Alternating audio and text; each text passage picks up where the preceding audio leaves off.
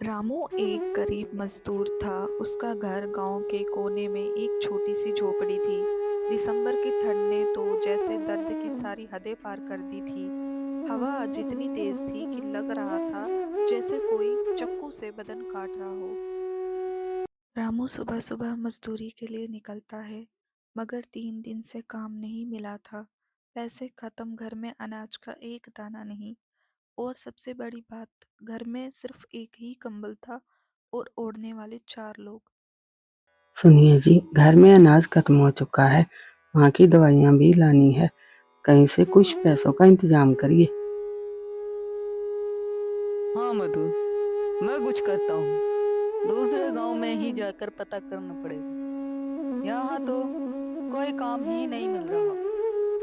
रामू ऐसे ही ठुठरती ठंड में निकल जाता है काम की खोज में। बहुत जगह पर काम के लिए बात करता है, लेकिन फिर भी उसे कोई काम नहीं देता। रामू बहुत ही ज्यादा परेशान हो जाता है। है ऊपर वाले, मैं क्या करूँ? घर में माँ बीमार है, बेटा और बीवी भूखे बैठे हैं, और मुझे कोई काम भी नहीं मिल रहा। मैं क्या करूँ? मैं क्या करूँ? पहले ही इतनी ठंड होती है और फिर ऊपर से बारिश शुरू हो जाती है। रामू जल्द से अपने घर की तरफ जाने लगता है कि तभी बारिश और तेज हो जाती है।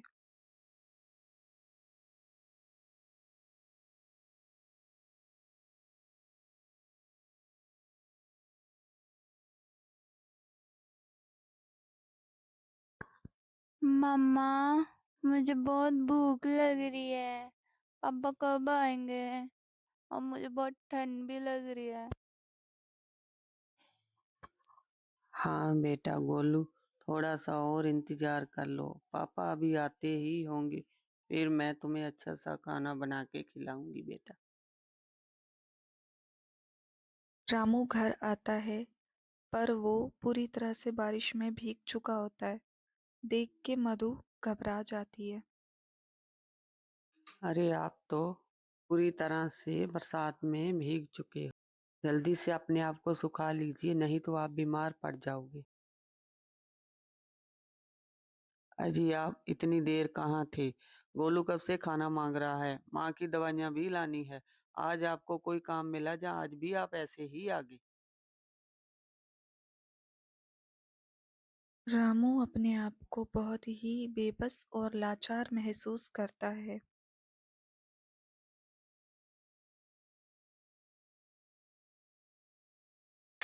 नहीं मधु, मैंने पास के गांव में भी पता किया है काम के लिए। ऐसा लगता है भगवान ने हमारे लिए सारे रास्ते बंद कर दिए हैं। थोड़ा बहुत घर में कुछ खाने लायक है तो गोलू को दे दो। मैं कल कुछ करता हूँ।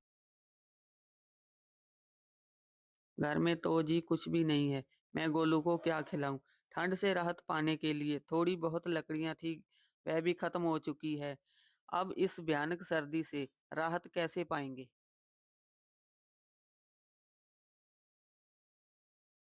बेटा रामू, अगर भगवान तुम्हारे लिए सारे रास्ते बंद कर देता है, तो समझ लेना कि भगवान तुम्हारी ईमानदारी की परीक्षा ले रहा है। तुम मेरी फिक्र मत करना, मैं ठीक हूँ। देखना, एक दिन सब कुछ ठीक हो जाएगा। रामू अंदर से बहुत ही ज्यादा टूट जाता है। एक तो ठंड से परेशान, ऊपर से भूख का सफर। तभी कांपता हुआ रामू अपनी माँ से बोलता है। माँ, तुम परेशान ना हो। मुझे अपनों के लिए कुछ भी करना पड़े मैं करूँगा। जितनी मेहनत मजदूरी करनी पड़े मैं करूँगा।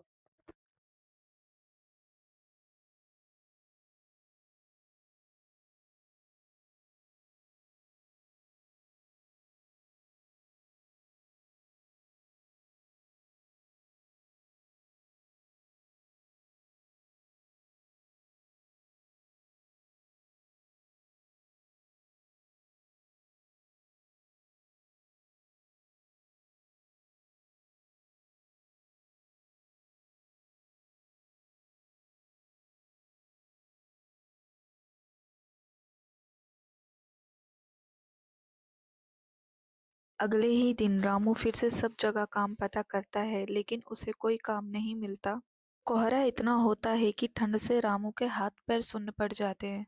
इतने गहरे कोहरे में उसे कुछ नजर नहीं आता। गलती से वह जंगल की ओर चला जाता है, जहाँ एक बहुत ही तपस्वी साधु तपस्या कर रहे होते हैं कई दिनों से। ऊपर से रामू भूख से बेबस, ठंड से लाचार, गलती से बाबा जी को ठोकर मार देता है।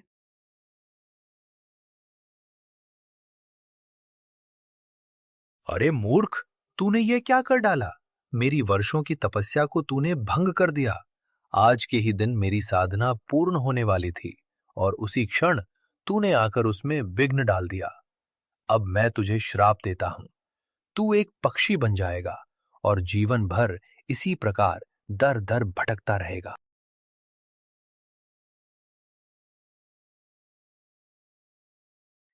नहीं बाबा जी, नहीं। मैं पहले से ही बहुत मजबूर हूँ। मैंने आपको गलती से ठोकर मारी। मुझे कुछ नहीं अंदाजा था इस बात का कि आप तपस्या में लीन हैं। घर में बूढ़ी माँ बीमार है। बेटा और मेरी पत्नी इंतजार कर रहे हैं। आप अपना श्राप वापस ले लो बाबा जी। रामू बहुत ज्यादा डर जाता है। तभी बाबा जी के पैरों में गिड़गिड़ाने लगता है।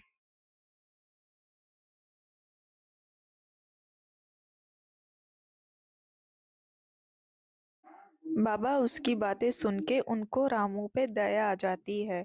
बाबा जी अपनी आंखें बंद करके सब देखते हैं कि रामू सच बोल रहा है या झूठ।